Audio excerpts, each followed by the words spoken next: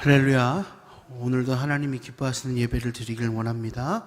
우리 다 자리에서 일어나셔서 주의 아름다움은 말로다, 우리 함께 찬양하겠습니다.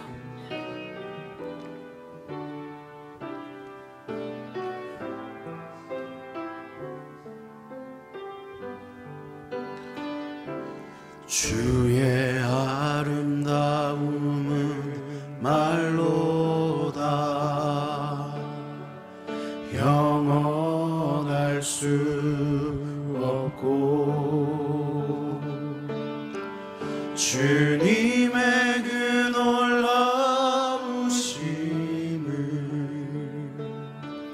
다 표현할 수가 없네.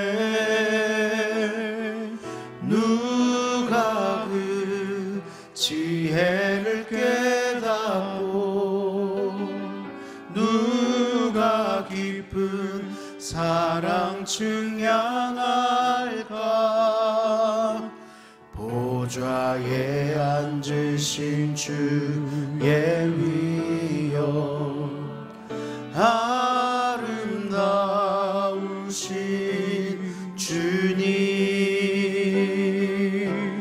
내가 주를 경외함으로 주님 앞에 홀로 섭니다. 찬양 받으시기 합당한 거룩하신 주님, 내가 주를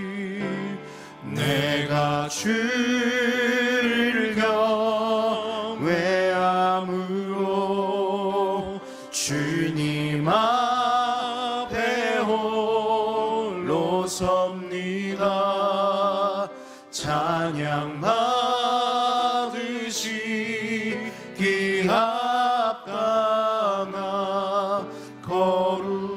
거룩하신 주님. 하나님은 영이십니다. 영이신 하나님의 영과 진리로 예배합시다.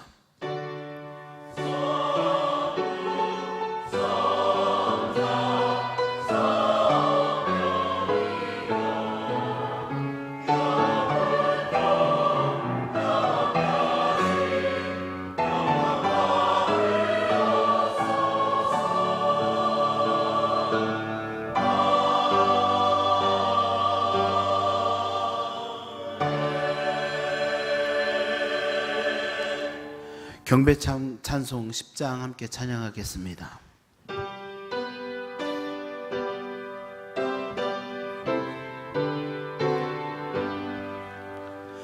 전능왕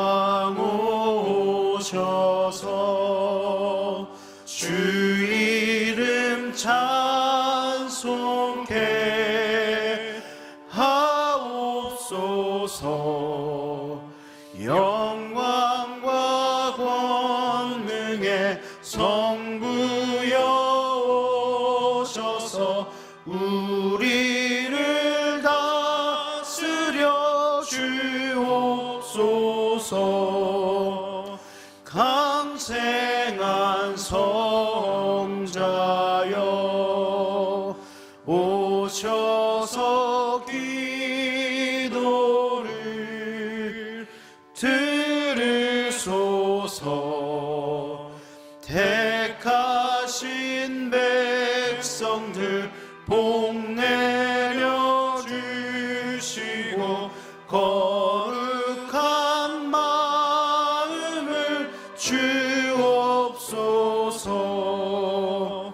위로의 주 성령 오셔서 큰 증거 주옵소서.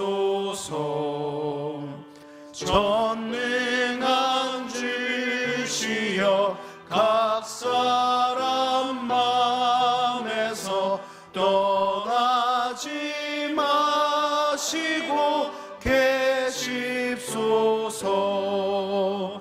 성삼위일체께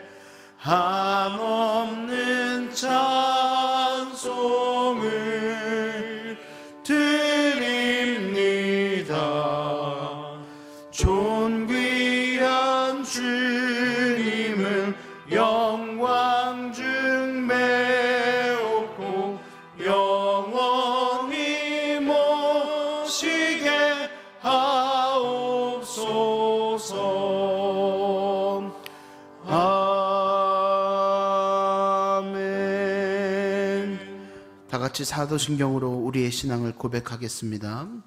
전능하사 천지를 만드신 하나님 아버지를 내가 믿사오며 그 외아들 우리 주 예수 그리스도를 믿사오니 이는 성령으로 잉태하사 동정녀 마리아에 기나시고 본디오 빌라도에게 고난을 받으사 십자가에 못 박혀 죽으시고 장사한 지 사흘 만에 죽은 자 가운데서 다시 살아나시며 하늘에 오르사 전능하신 하나님 우편에 앉아 계시다가 저리로서 산 자와 죽은 자를 심판하러 오시리라.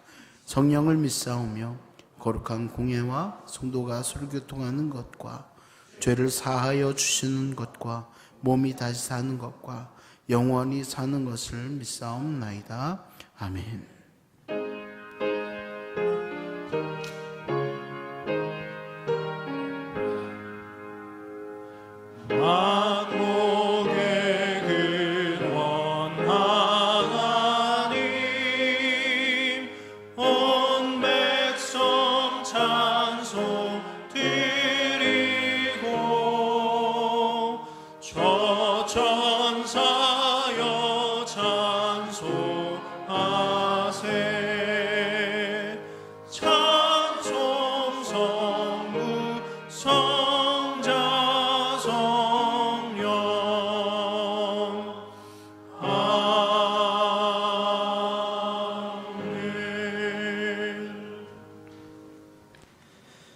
찬송가 191장 찬송하겠습니다.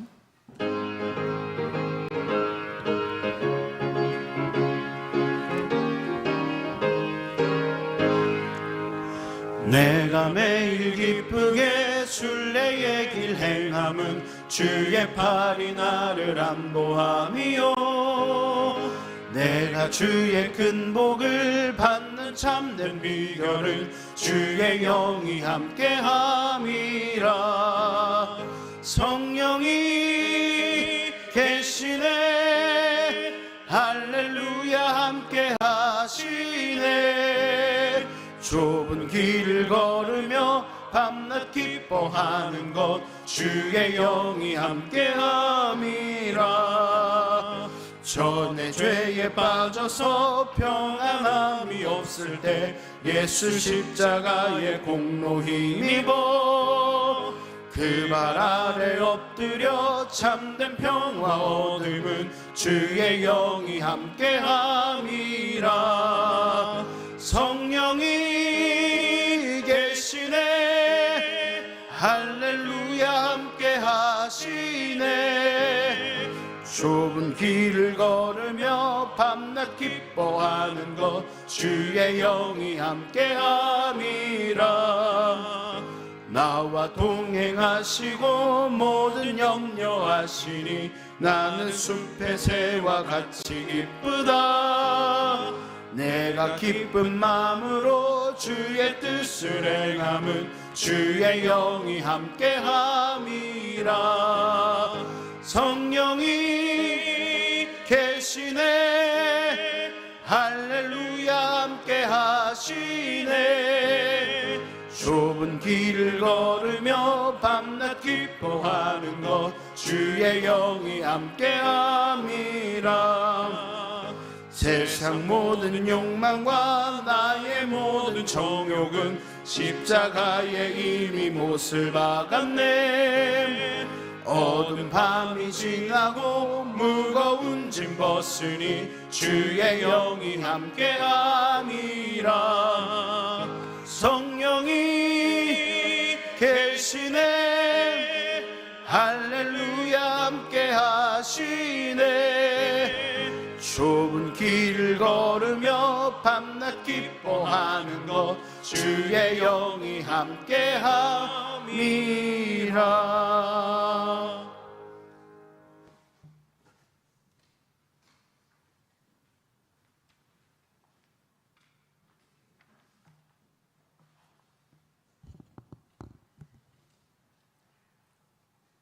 측량할 수 없는 사랑과 은혜로 구원하여 주신 하나님 아버지 은혜를 감사합니다. 거룩한 주일을 성별하여 전능하신 하나님께 영과 진리로 예배합니다. 우리가 드리는 예배가 하나님께서 기쁘게 받으시는 예배, 성도들의 믿음과 삶의 고백이 있는 예배가 되게 하옵소서. 우리를 주님의 몸된 교회로 삼아주시고 서로 연합하여 말씀의 등불을 밝히며 주님의 몸된 교회를 아름답게 세워가길 소망합니다. 한순간이라도 하나님께서 붙들어 주시지 않으면 살아갈 수 없는 인생인 것을 알게 하시니 감사합니다. 하나님을 믿는다고 하면서도 하나님을 온전히 신뢰하지 못하고 하나님 안에서 바르지 못했던 저의 삶을 회개합니다. 연약한 믿음을 긍휼히 여겨 주시옵소서. 날마다 겸손과 순종으로 맡겨주신 직분을 위해 합심하여 기도하며 은혜로 구원받은 자의 삶으로 은혜를 나눌 수 있게 하옵소서. 대통령과 위정자들이 하나님을 경외하며 국민들에게 부끄럽지 않는 바른 기준과 방법으로 국정을 운영하게 하옵소서. 나라의 안정을 위한 정치, 협치와 화합의 정치를 하게 하옵소서. 새롭게 출범하는 22대 국회가 정쟁을 멈추고 민생을 챙기며 특권을 내려놓고 국민의 심부름꾼으로서 겸손히 역할과 책임을 다하게 하시고 기독교 의원들이 이 때를 위함인 줄 알고 사명을 따라 행하게 하옵소서. 가정의 달 5월에 하나님께서 만드신 각 가정에 임마누엘의 사랑과 축복을 누리는 가정들 되게 하옵소서. 무엇보다도 주님이 우리 가정의 주인 되어 주셔서 가정을 지켜주시고 말씀의 반석 위에 가정을 든든히 세워주시고 믿음과 화평을 이루는 가정 되게 하옵소서. 영원한 생명의 주인이신 하나님께 붙들려 주님께서 원하시는 자리에서 하나님 기뻐하시는 모습으로 이 땅에서의 작은 천국을 누리는 가정들 되게 하옵소서. 하나님께서 선물로 주신 자녀들의 진로와 미래를 부모의 욕심으로 주장하지 않게 하옵소서. 하나님께서 하나님 때에 가장 선한 길로 인도하실 것을 믿으며 주님께 맡기고 기도하게 하옵소서. 갈대상자 기도회와 주일학교 유초동부가 어려서부터 말씀을 읽고 듣고 마음에 새기고 온전한 하나님의 자녀들로 성장하기를 위해 기도합니다. 환우들을 돌보시고 치료하셨던 주님, 아파하는 가정과 교우들을 긍휼히 여겨주시고 회복의 은혜를 베풀어 주시기를 간절히 기도합니다. 하루속히 아픔과 고통에서 벗어나게 하시고 하나님 일하심을 보게 하옵소서. 우리의 마음을 낮추시고 하나님 베푸신 은혜와 하나님의 일하심을 자랑하며 마땅히 해야 할 일을 감당하는 직분자들에게 지혜와 능력과 분별력을 허락해 주시기를 간절히 기도합니다. 오직 은혜로 구원받은 감사를 말씀으로 가르치신 대로 하나님 나라와 그 의를 위하여 믿지 않는 가족과 형제와 이웃에게 하나님의 사랑을 흘려보내는 축복의 통로가 되게 하옵소서. 합심하여 한 마음으로 기도하고 성령 충만하여 한 영혼이 얼마나 소중함을 알고 예수 그리스도의 능력의 복음을 전하는 전도팀과 속회와 가정들의 많은 참여가 있기를 기도합니다. 예배를 위해 이른 시간 성전에 오셔서 찬양으로 예배를 돕는 할렐루야 찬양대를 기억하시고 아름다운 찬양을 받으시고 하늘문 여시고 축복하여 주시옵소서. 장로님과 권사님들의 영접과 주차봉사로 주일학교 교사로 섬기시는 모든 분들의 수고와 헌신을 축복해 주시고 성령 충만한 삶이 되게 하옵소서. 말씀을 선포하시기 위해 단위에 세우신 김인정 목사님 강한 오른팔로 붙잡아 주셔서 영과 육이 강건케 하시고 특별히 성대를 보호하여 주시옵소서. 부목사님들에게도 동일한 은혜를 주시기를 간절히 기도합니다.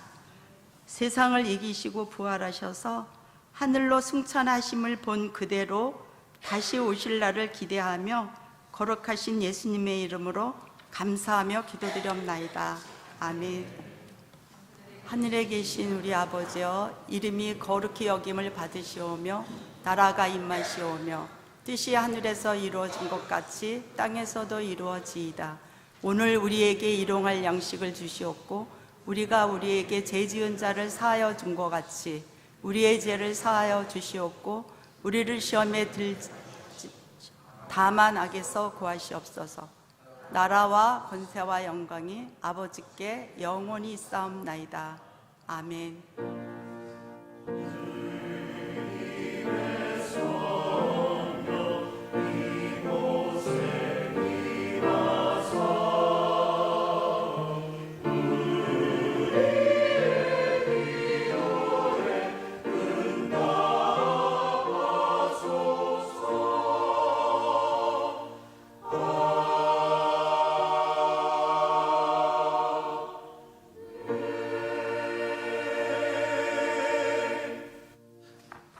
교회 소식 여러분들과 함께 나누겠습니다. 오늘은 성령 강림 주일로 지킵니다. 우리 5월, 6월 속회 신방과 우리 대신방 진행되고 있습니다.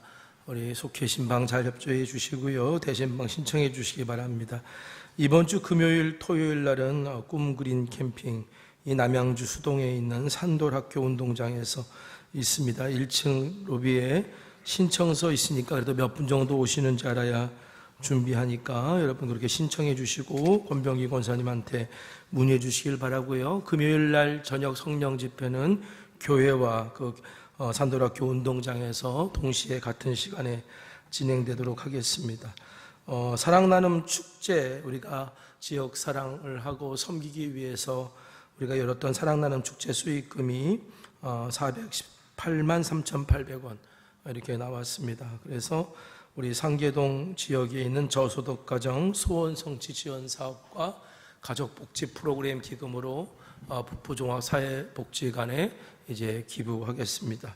우리 제2회 아동미술대회 우리 사랑나눔 축제 기간 동안에 열었죠. 그래서 이번에 시상식이 5월 21일 화요일 날 4시 반에 북부종합사회복지관에서 있고요. 그리고 그 시상된 아이들의 전시가 마들역 3, 4번 출구 북부종합사회복지관 2층 행복센터, 수락산 지하 2층 전시 갤러리 이렇게 차례대로 전시되어서 우리 지역사회를 위해서 좋은 프로그램들 진행하고 있다는 걸 지역에 알리기도 하고 아이들에게 또 새로운 꿈을 꿀 수 있는 기회도 주게 될 예정입니다. 우리 속회별 전도 신청 안내하는데요. 우리 전도팀에서 전도하는 그 전도 시간에 함께 우리 속회들이 동참해 주시기를 부탁드리고요. 내려가다 보면 1층 계단 내려가는 계단에 전도 신청 게시판 날짜와 적는 시간이 있으니까 속회에서 적어주시고 개인적으로도 전도에 함께 해주시길 바라는 분들은 그렇게 함께 해주시기를 부탁드리겠습니다.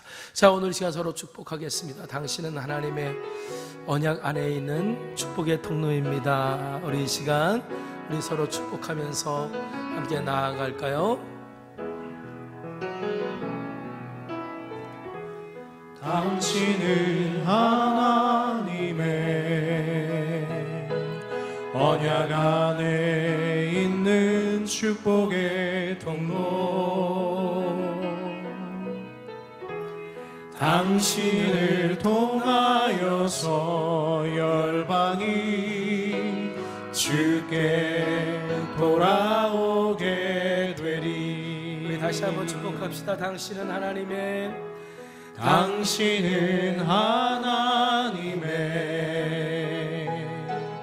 언약 안에 있는 축복의 통로, 당신을 통하여서 열방이 주께 예배하게 우리 하나님께 영광 올려드립니다. 아멘. 오늘 우리에게 주시는 하나님의 말씀은 사도행전 7장 54절에서 60절에 있는 말씀입니다. 사도행전 7장 54절에서 60절에 있는 말씀을 저와 여러분이 교독합니다.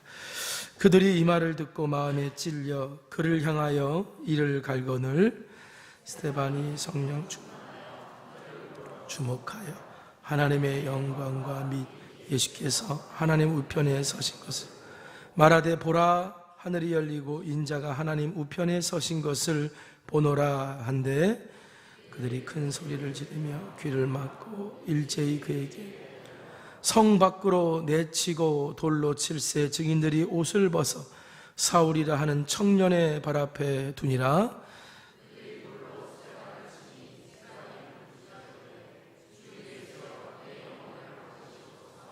다 같이 무릎을 꿇고 크게 불러 이르되 주여 이 죄를 그들에게 돌리지 마옵소서 이 말을 하고 자니라. 아멘.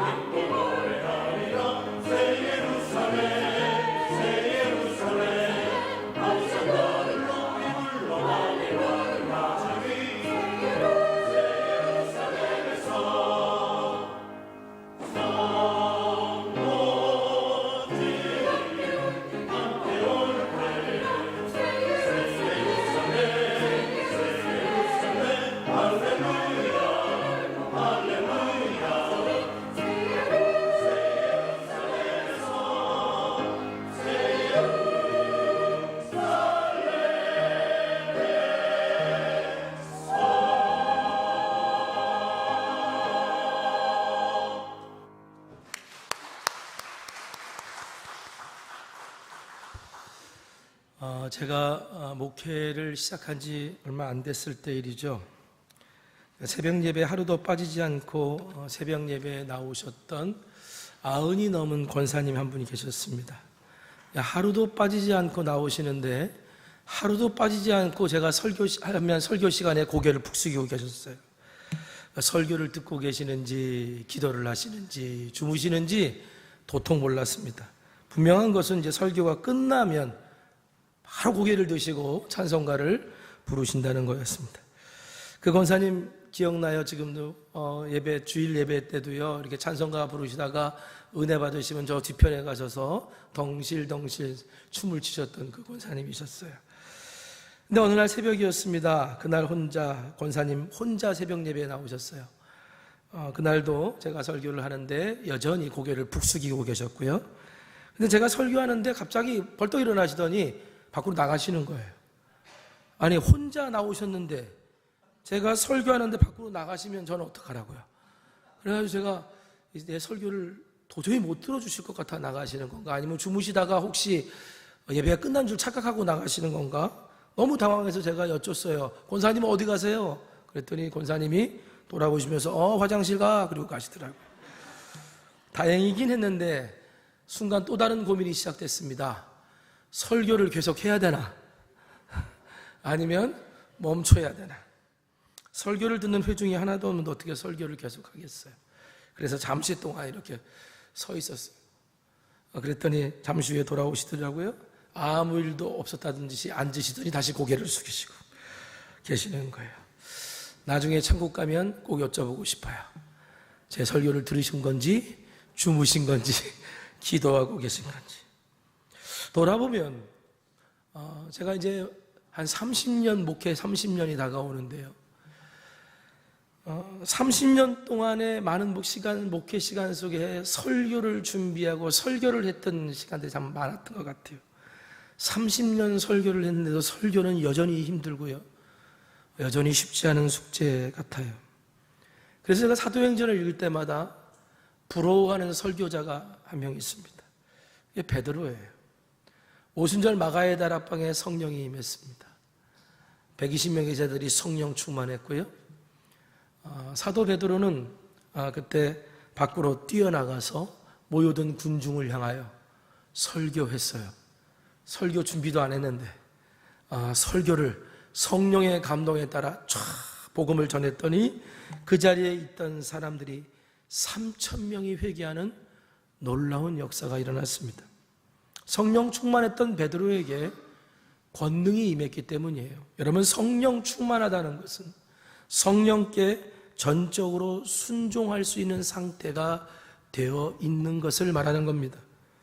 베드로는 용기를 내서 복음을 전했고, 베드로의 복음을 전해들은 이들은 마음이 찔리고 회개하고 세례를 받게 되었습니다.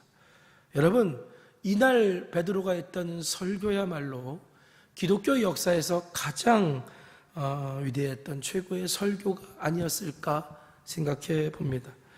오늘 본문에 나오는 스데반도 성령이 충만해서 설교했습니다. 그런데 스데반의 청중은 베드로의 청중과는 달리 이를 갈고 스데반을 향해 돌을 던졌습니다.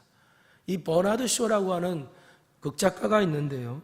이 사람이 사도행전을 읽으면서 스데반의 설교, 우리 사도행전 7장에 나오는 스데반의 설교를 읽었던 것 같아요. 그러면서 이 스데반을 향하여 평가하기를 서툴고 자만에 빠진 사람이며 무척 참기 힘든 젊은 설교자다라고 그렇게 평가했습니다. 여러분, 사도행전 7장의 스데반 설교를 읽어보신 분은 아시겠지만 재미가 하나도 없어요. 길고 지루합니다. 돌에 맞을 만한 설교였다라고 생각했던 것 같아요. 그런데요, 스데반은 버나드 쇼와는 평가와는 달리 결코 형편없는 설교자가 아니었습니다. 스데반은 재판정에 나올 때 이미 죽기를 각오했던 사람이었어요. 우리 사도행전 6장 15절 말씀 보니까 공회 중에 앉은 사람들이 다 스데반을 주목하여 보니 그 얼굴이 천사의 얼굴과 같았더라 했습니다. 이 회중석에 재판정에 앉아있는 이 사람들이요, 지금 스데반을 바라보면서요 막 이글이글거리는 눈으로, 막 씹어먹을 듯한 눈으로 막 그 바라보고 있었는데도 불구하고 스데반의 얼굴이 천사의 얼굴 같았다라는 것은 그가 성령 충만한 가운데 그 자리에 섰다는 걸 의미해요. 스데반은요 거짓된 고발로 재판정에 섰어요. 그가 하나님을 모독하고 모세를 모독했다는 거짓 고발자가 있어서 스데반이 재판정에 섰습니다. 그렇다면 스데반은 자신을 얼마든지 변호할 수 있었어요.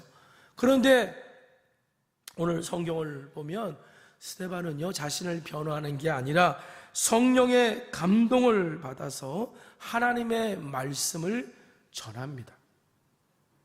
스데반이 설교했을 때 그 설교를 들었던 사람들이 마음이 찔렸다라고 성경에 기록되어 있어요.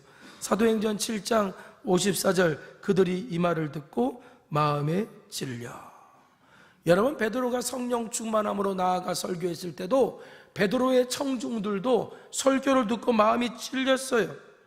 베드로가 너희들이 얼마 전에 죽인 예수가 바로 너희들이 기다렸던 메시아인데 그분이 살아나셨다라고 증언했더니 그들이 마음이 찔려서 우리가 어찌할꼬 하며 사도들에게 물었고, 그때 사도 베드로는 너희들이 회개하고 세례를 받고 그래서 성령을 선물로 받게 될 거다라고 그렇게 얘기했습니다.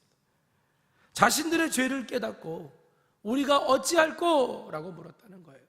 여러분, 우리도 말씀을 읽다가 아니면 말씀을 듣다가 마음이 찔릴 때가 있어요.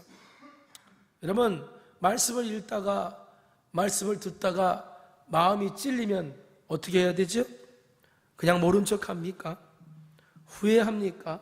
아니면 눈을 부릅뜨고 막 이를 갈아야 합니까? 아니면 이 또한 지나가리라 라고 생각하고 외면해야 됩니까? 여러분, 내가 하나님의 말씀을 읽다가 하나님의 말씀을 듣다가 그 말씀 때문에 내 마음에 찔림이 있거나 불편함이 생기거나 거부감이 들면요, 그러면 우리는 베드로의 청중들처럼 물어야 돼요. 우리가 어찌할꼬? 여러분, 말씀을 읽다가 듣다가 뭔가 마음에 감정의 변화가 생겼다는 건요, 그 말씀에 우리 마음이 반응하고 있다는 거거든요. 히브리서 4장 12절에 하나님의 말씀은 살아있고 활력이 있어 좌우에 날선 어떤 검보다도 예리하여 혼과 영과 및 관절과 골수를 찔러 쪼개기까지 하며 또 마음과 생각과 뜻을 판단하나니, 살아있는 하나님의 말씀이 우리 마음에 들어오면 날선 양날선 검처럼 오늘 우리의 마음을 쪼개고 판단하고 오늘 우리 마음 가운데 역사하기 때문에 우리의 말씀에 어떤 반응이 생기는 거예요. 그때 주여 어찌할꼬? 라고 묻는 베드로의 청중처럼 그 말씀을 듣고자 하고 회개하고 순종하면 성령께서 우리를 진리 가운데 인도하시고 진리 가운데 살도록 이끄실 겁니다. 그런데 스데반의 청중들은요, 스데반의 설교를 듣고 마음이 찔렸는데 그들은 어찌할꼬가 아니라 오늘 성경에 보니까 이를 갈았다. 여러분, 베드로와 스데반 모두 성령 충만함으로 말씀을 전했습니다. 두 청중 모두 마음의 찔림을 경험했습니다. 우리가 어찌할꼬라고 반응했던 베드로의 청중들은 회개하고 성령을 선물로 받은 반면에 마음이 찔리고도 오히려 그 마음이 더 완악해져서 이를 갈았던 스데반의 청중은 성령을 거스리는 죄를 범하고 말았죠. 그리고 스데반을 돌로 쳤습니다. 우리가 이 사실을 통해서 알아야 되는 것 하나가 뭐냐면, 여러분, 성령에게 순종해서 우리가 나아간다는 것은요, 꼭 성령께서 우리를 형통하고 편안한 길로만 인도하시지는 않는다는 거예요. 여러분, 성령의 인도하심은요, 형통과 평안한 길만이 아니라 진리의 길, 하나님의 뜻으로 우리를 인도하세요. 그래서 때로는 광야로 이끄시기도 해요. 스데반이 이 사실을 알았습니다. 그래서 자신을 죽이려는 의도를 가지고 있는 이들 앞에서 담대하게 하나님의 말씀을 전하는데 그들이 이를 갈며 노려보고 있으니까 그때 스데반이 할 수 있었던 것, 그가 하늘을 바라봤다.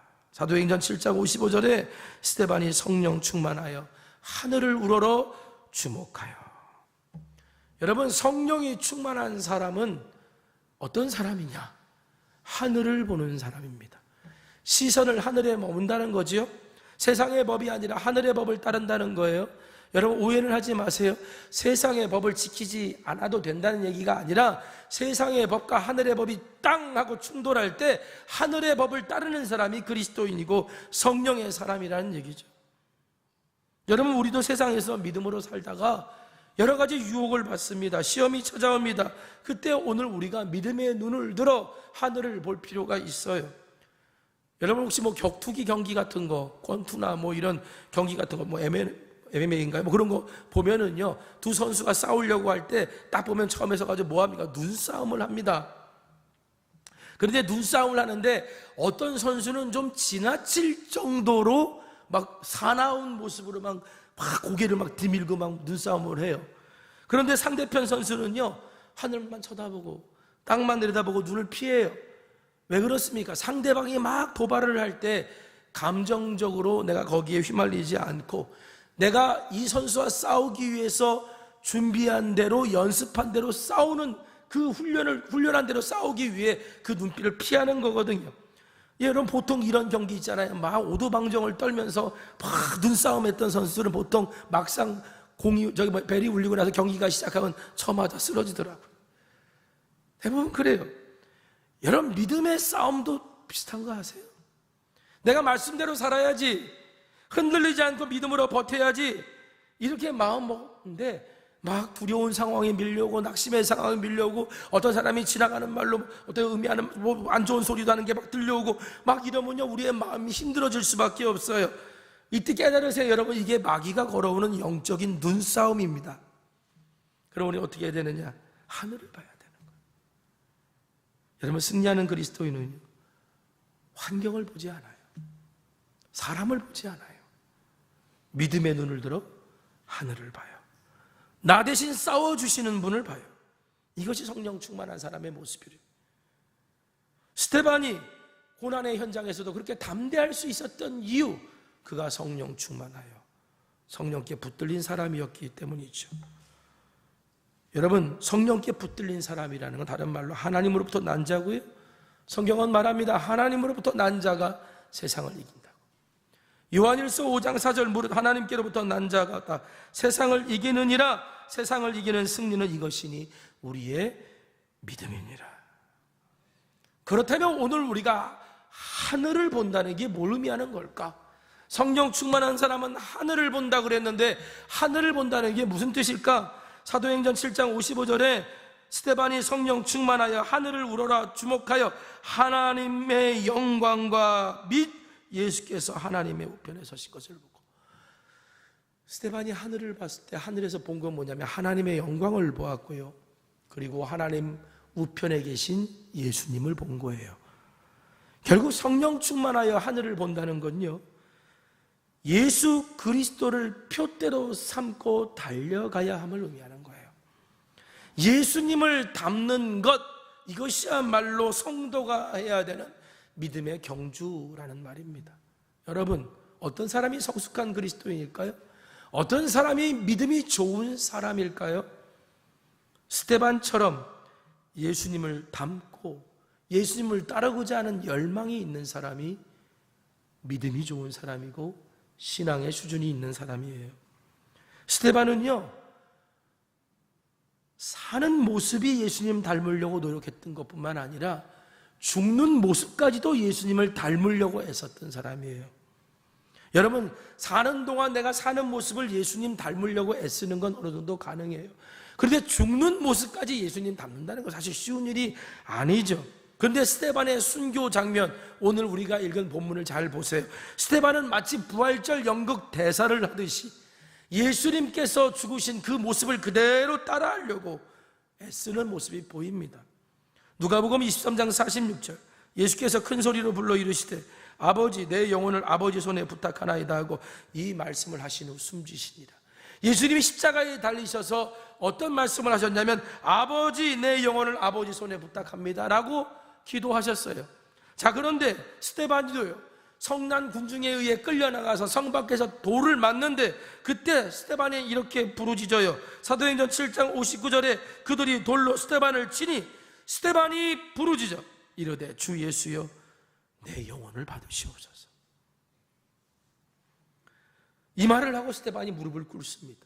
상황적으로 볼 때요, 사람들이 막 돌을 던지는데 정말 결정적인 돌 한 방이 스데반에게 결정타를 때렸던 것 같아요. 스데반이 털썩하고 주저앉습니다. 근데 그 죽임을 당하는 그 순간 스데반은 자신을 향해 돌을 던지는 그들을 향해 이렇게 큰 소리로 외치고 죽습니다. 사도행전 7장 60절, 무릎을 꿇고 크게 불러 이르되 주여, 이 죄를 그들에게 돌리지 마옵소서, 이 말을 하고 자니라. 여러분, 예수님은 어떠셨죠? 십자가상에 달리셨을 때 사람들이 예수님을 막 조롱했어요. 야, 네가 하나님의 아들이면 내려와 봐라, 네 스스로도 구원 못하냐, 막 조롱했어요. 그때 예수님께서 누가복음 23장 34절에 이에 예수께서 이르시되 아버지, 저들을 사하여 주옵소서, 자기들이 하는 것을 알지 못함이니이다 라고 예수님께서는 당신을 조롱하는 이들을 향해 용서하신 모습을 봅니다. 여러분 보세요, 스데반은요, 죽는 모습까지도 예수님을 따라하려고 했던 사람이에요. 그런데 가만히 살펴보면 좀 다른 점이 있어요. 우리 예수님은요, 용서의 기도를 먼저 하셨고요, 그 다음에 아버지께 영혼을 맡기는 기도를 하시고 운명하셨어요. 그런데 스데반은요, 영혼을 맡기는 기도를 먼저 하고요, 자신들을 향해 돌을 던지는 이들을 향해 용서의 기도를 하며 숨을 거둡니다. 순서가 굳이 중요하지 않을 수 있어요. 그런데 저는 이 장면을 묵상하면서 깨달았던 것이 있습니다. 뭐냐면 이게 우리 예수님과 우리의 차이가 아닐까? 예수님은요, 아버지께 당신의 영혼을 맡기지 않으셨어도 당신을 향해, 당신을 십자가에 매달고 죽이시려고 하고 조롱한 이들을 용서하실 수 있는 분이셨어요. 그런데 우리는요, 아버지께 우리의 영혼을 맡기지 못하는 한 사람들을 용서 못해요. 여러분, 스데반을 고발했던 사람들은요, 스데반의 동료였어요.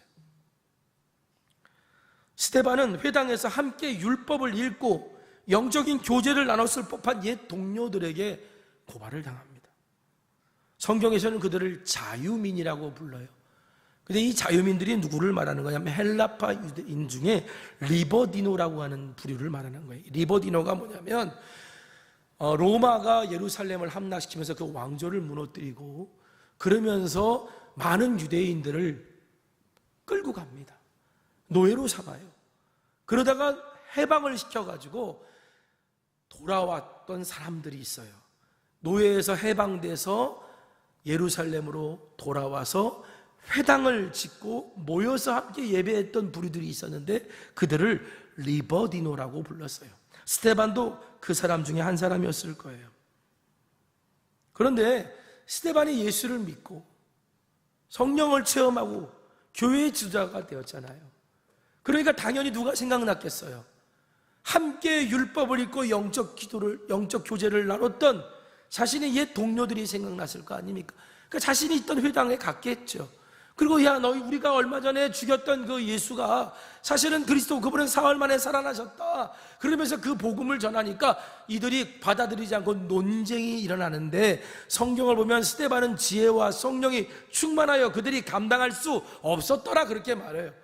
그러니까 논쟁을 했는데 그들이 감당할 수 없으니까 그들이 이를 갈면서 했던 게 뭐냐? 돈으로 사람을 매수해가지고요, 스데반이 하나님을 모독하고 모세를 모독했다는 말을 했다라고 거짓 고발하게 만듭니다.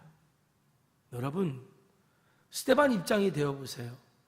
내가 그렇게 말해서 그렇게 재판받는다면 더 억울해요.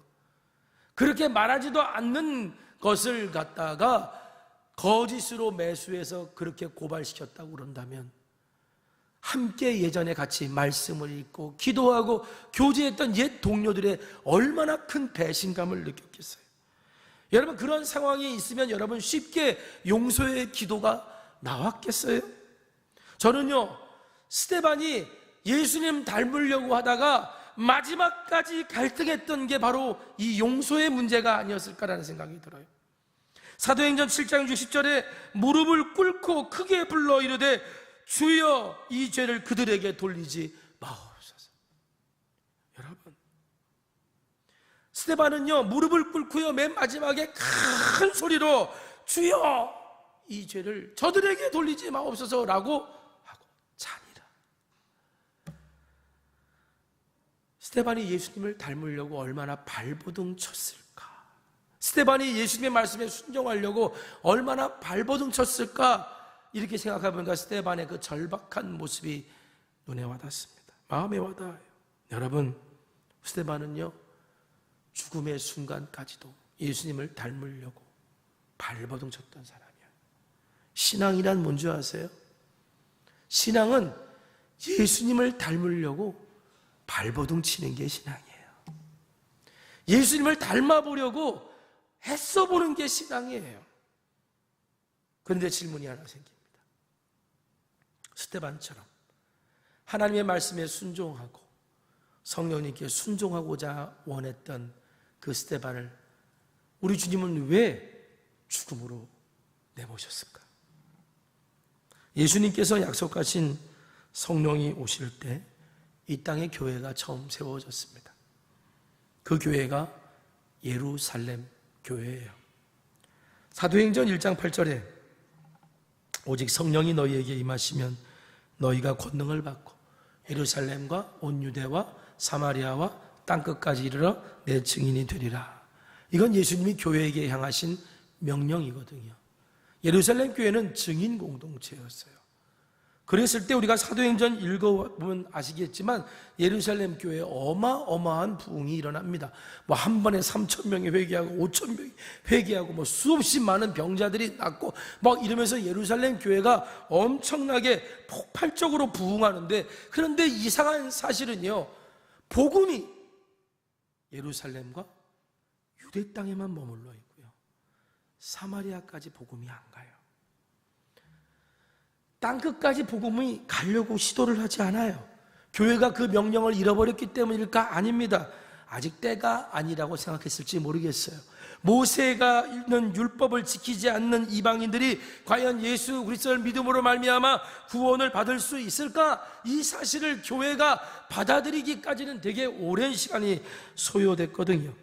그러니까 예수님의 명령을 제자들이 온전히 깨닫지 못했던 거예요. 여러분, 분명한 것은요, 교회란 본질대로 존재하지 않으면 문제가 생기기 마련이에요. 예루살렘 교회가 사명을 감당하는 일을 지체하자 교회 안에서 문제가 드러나기 시작합니다. 제가 여러 번 말씀드립니다만 이 세상에 문제 없는 교회는 존재하지 않습니다. 다 문제가 있어요. 그런데 문제가 안 되는 교회는 있어요. 다양한 부류의 사람들이 모였는데 어떻게 문제가 없을 수 있겠습니까? 예루살렘 교회야말로 더 그랬겠죠. 그런데 그들이 한 마음이 되고자 기도했기 때문에 문제가 있었지만 문제가 되지 않았던 거예요. 그런데 성경을 읽다 보면 예루살렘 교회의 문제가 툭툭 튀어 올라오기 시작합니다. 아나니아와 삽비라처럼 거짓된 헌신으로 성령님을 속인 이도 등장하고, 헬라파 유대인과 헬라파 과부에 관련된 구제의 문제, 누구는 더 주고 누구는 덜 주고 누구는 다 주고 우리는 조금만 주고, 뭐 이런 문제 때문에 예루살렘 교회가 갈등이 일어나고 있었어요. 여러분, 이게 교회의 본질과 무슨 상관이 있는 일입니까? 물론 예루살렘 교회가 이 문제를 지혜롭게 해결해요. 그런데 이런 문제가 픽픽 드러났을 때 깨달았어야죠. 아, 주님께서 오늘 우리에게 뭔가 사인을 주시는 것일 수 있겠다. 우리가 교회에게 맡기신 사명, 그 사명을 온전하게 지켜내지 못하고 교회가 교회답지 못하고 본질에 충실하지 못하니까 이런 문제들이 교회를 어지럽히고 흔들고 있는 거 아닌가라고 하는 걸 깨달았어야죠. 그런데 예루살렘 교회는 깨닫지 못해요. 그래서 주님께서 성령 충만한 스데반을 사용하십니다. 인도에서 선교사로 오래 사역하시고 지금은 네팔에서 계신 조 선교사님이 계세요. 우리 교회 오셔서 한번 설교하셨죠. 그 선교사님께서 하셨던 말씀이 있는데 그 말씀이 제 안에 이렇게 묵직하게 남아있는 말이 있어요. 선교의 최전선에서 하나님의 일을 경험했던 그 선교사님이 하셨던 말이에요. 그분이 이렇게 말씀하셨어요. 성령께서 밀으시면 밀리지 않을 것이 없습니다. 성령께서 미시면 밀리지 않을 게 없다는 말. 여러분, 성령님은요, 스데반을 통해서 예루살렘 교회를 절벽으로 미셨어요. 왜 성령께서 스데반을 통해 예루살렘 교회를 절벽으로 밀었을까요? 충분히 날 수 있는데 자신들이 날 수 있는 존재인 줄 모르고 머뭇거리고 있음을 보셨기 때문이에요. 절벽으로 뛰어내려 믿음의 날개짓을 한번 해보라고, 그래서 너희들이 날 수 있는 존재라는 것을 알라고 성령께서 스데반을 통해 예루살렘 교회를 민 거예요. 근데 실제로요, 이 일로 인해서 스데반이 순교하고 난 다음에 예루살렘 교회에 박해가 휘몰아칩니다. 어떤 일을 말했을까요? 스데반 양이 막 조용히 가만히 담고 있었으면 우리가 이런 어려운 일이 없었을 거고 떠나지 않아도 될 건데 라고 하면서 막 투덜거렸겠지요. 그런데요, 성경을 보면요, 예루살렘 교회가 박해 때문에 막 흩어지는데 놀랍게도 이 사람들이 도망치는 사람들의 모습이 아니에요. 흩어지면서 복음을 전하고요, 복음을 전하는 곳마다 교회가 세워져요. 빌립이라고 하는 사람이 사마리아 땅에 들어가서 복음을 전하는데, 아니 사마리아 사람들이 복음을 받아들여요. 그리고 사마리아에 성령이 임하며 사마리아 오순절이 시작돼요. 여러분, 예루살렘과 온 유대와 사마리아까지 복음이 갔어요. 그리고 나서 그것이 이방 땅으로 넘어가는데 안디옥의 교회가 세워지는데, 안디옥의 교회가 부흥할 때 그곳에서 안디옥의 지도자들이 성령님, 우리 교회가 앞으로 어떻게 주의 일을 감당해야 됩니까? 라고 물었을 때 그들의 마음에 주신 감동이 바울과 바나바와 바울을 선교사로 파송하는 거였어요. 바나바와 바울이 10여 년 동안 1차 선교회를 마치고 돌아왔을 때 그들이 하는 보고가, 하나님께서 이방을 향해 구원의 문을 여셨다. 여러분, 복음이 예루살렘과 온 유대와 사마리아와 땅끝을 향해 가기 시작했던 거예요. 이 성령의 역사가 지금까지 이어지고 있는 겁니다. 이 모든 것은 성령의 역사에, 성령님께 순종했던 스데반의 순교 이후에 벌어진 일입니다. 여러분, 하나님 나라 이야기는 지금도 우리 가운데 계속되고 있어요. 지난주 말씀처럼 하나님 나라 이야기가 계속되려면 무엇보다도 교회가 한 마음으로 기도해야 되고요, 오늘 말씀처럼 하나님 나라 이야기가 계속되려면 우리가 우리 교회를 향한 성령님의 명령에 순종할 수 있어야 돼요. 앞으로 성령께서 우리 성전교회를 어떻게 이끌어 가실지, 우리는 얼마든지 날개짓을 할 수 있는데 날개짓을 하지 않고 머뭇거리고 있지는 않는지, 오늘 성령 강림절을 맞아서 오늘 우리에게 주신 성령의 인도하심에 순종함으로 오늘 저와 여러분의 삶을 통해 하나님 나라 이야기가, 저와 여러분의 믿음의 날개짓을 통해 하나님 나라 이야기가 계속 써내려져 가는 은혜가 있기를 주님의 이름으로 축원합니다. 기도하겠습니다. 우리 말씀 붙들고 함께 기도합니다. 하나님, 오늘도 우리가 말씀을 듣고 온전히 반응하는 사람 되길 원합니다. 우리가 어찌할꼬라고 하며 말씀의 가울에 나를 비춰 회개하는 인생들 되기를 소망합니다.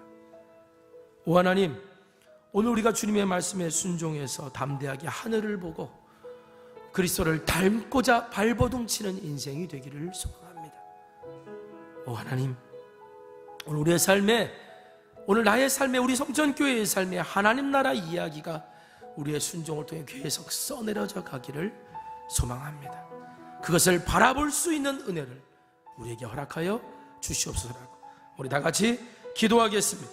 거룩하신 하나님, 감사합니다. 오늘 성령 강림절을 맞아서 아버지 하나님, 오늘 우리에게 주신 약속을 말씀합니다. 성령께서 미시면 밀리지 않을 것이 없다는 것을 오늘 스데반을 통해서 봅니다. 성령 충만한 스데반을 통해서 하나님은 그를 통해서 예루살렘 교회를 미셨고, 예루살렘 교회는 그 절벽에서 땅끝을 향한 믿음의 날갯짓을 시작했습니다.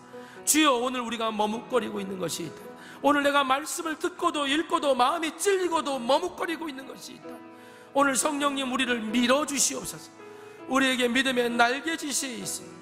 우리가 날아오를 수 있습니다. 아버지 하나님, 하나님 나라 이야기를 우리의 삶 가운데 써내려갈 수 있음을 주여 보여주시옵소서. 오늘도 이 시간 그걸 통해서 오늘 우리에게 성령의 인도하심을 받는 교회로서 아름답게 서게 하실 줄 믿사 모든 말씀 우리 구주 예수님의 이름으로 기도합니다. 아멘. 오늘 말씀 기억하면서 결단의 찬양 드리기를 원합니다. 주보의 악보 있습니다.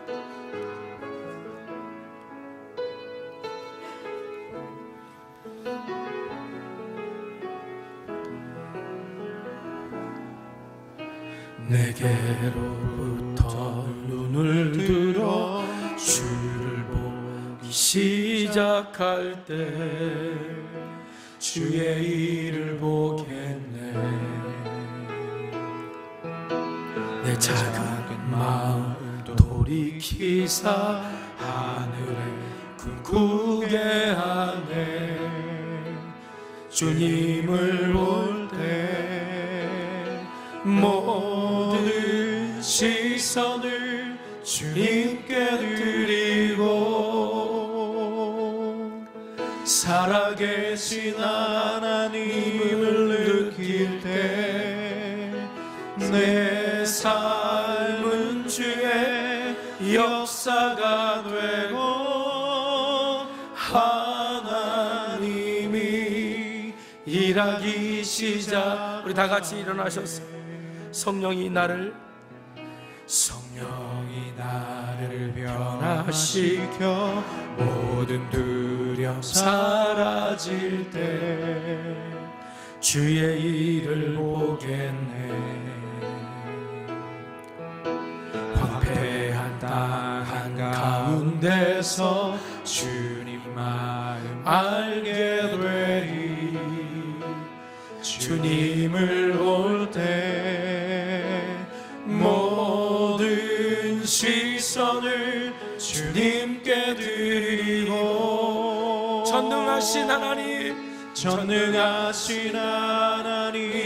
느낄 때 세상은 주의 나라가 되고 하나님이 일하기 시작하네. 기도하겠습니다. 하나님의 성령 강림절입니다. 성령이 이 땅에 오심으로 교회가 시작됐고 성령의 역사로 교회가 땅끝까지 복음을 전할 수 있게 되었습니다.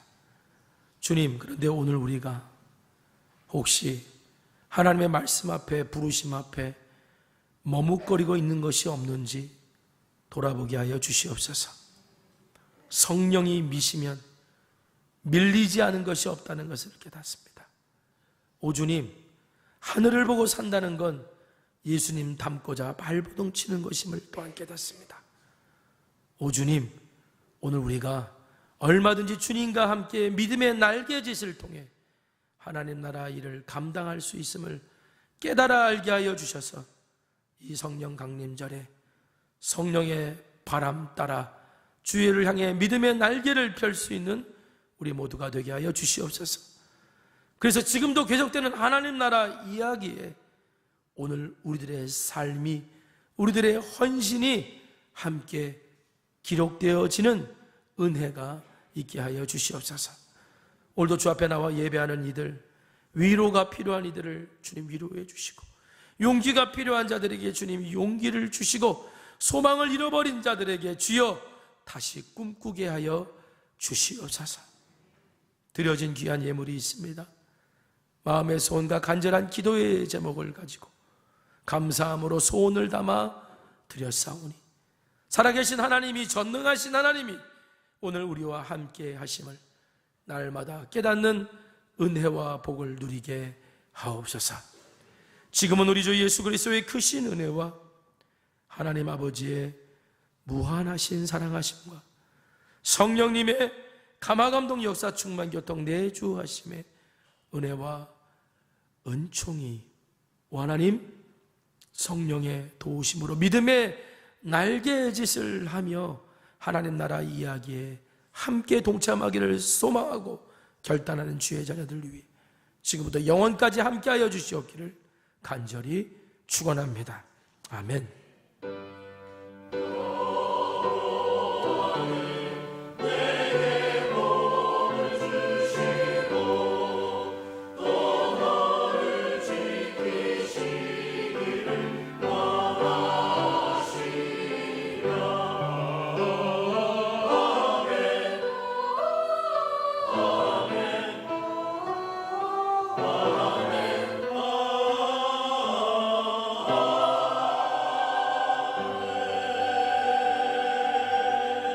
찬양하겠습니다. 오늘 말씀 기억하면서 우리의 삶의 자리에 하나님의 나라의 이야기가 계속 써내려져가는 은혜가 있기를 소망합니다. 우리 함께 고백하며 나아갈까요? 이곳에 임하신 하나님 나라, 이곳에 임하신 하나님 나라, 가난한 마음으로 바라보리라. 먼저 그 나라 그 뜻 구하 하며 나의 삶 누리리. 주님이 맡기신 하나님 나라 믿음의 눈으로 바라보리라. 하늘의 뜻이 이 땅 가운데 완성될 그날까지 믿음 다하여 그 위에 서리라. 하나님의 나라는 무너지지 않으리. 믿음 다하여 그 나라 세워가리라. 주님 곧 오실 때까지 믿음 다하여 믿음 다하여 그 위에 서리라. 하나님의 나라는 무너지지 않으리. 믿음 다하여 그 나라 세워가리라. 주님 곧 오실 때까지.